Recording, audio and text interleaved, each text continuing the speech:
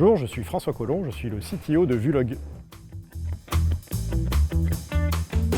Alors, Vulog, c'est une société qui propose une plateforme de mobilité, qui permet en fait à nos clients de faire de l'autopartage à partir de véhicules de tout type. C'est plus de 100 personnes, à peu près 25 nationalités, 25 millions de trajets gérés par an sur notre plateforme.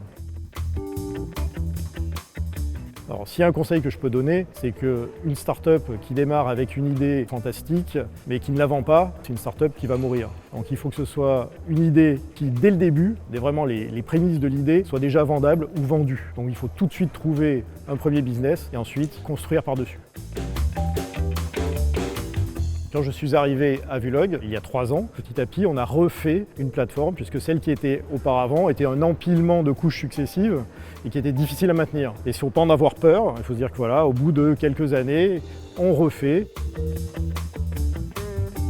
Il faut quand même savoir qu'une voiture en autopartage, c'est 12 voitures en moins dans la rue. Aujourd'hui, avec Vulog, on donne du sens et aujourd'hui, nos équipes savent que quand elles travaillent chez nous, elles changent à leur petit niveau, mais de façon quand même très significative, la planète. Je fais très attention à recruter des gens qui sont à la fois très expérimentés et d'autres qui sont moins expérimentés. Ça permet de créer des équipes en cohésion, avec des gens qui vont driver la technologie et puis d'autres personnes qui vont amener plus d'énergie et peut-être un peu plus d'inconnu et de passion au sein de la société. Afin de grossir, on va être obligé donc de mettre des personnes qui vont faire le relais, ce qu'on appelle des team leaders, qui vont être placés localement de façon à ce qu'ils puissent gérer les personnes locales et faire tourner le business localement, y compris d'ailleurs dans la société à Nice, où on a mis toute une petite structure, mais assez horizontale, de façon à pouvoir faire en sorte que la société puisse grossir facilement.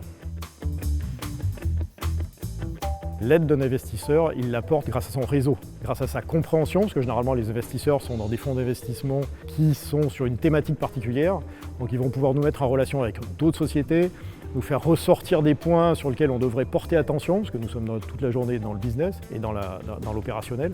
Et donc ce sont des gens qui vont nous tirer vers le haut. C'est vraiment l'élément essentiel, de ne pas choisir des financiers uniquement, mais choisir des gens qui vont comprendre le business et qui vont aider à développer le business. J'ai déjà utilisé AWS dans mes précédentes sociétés.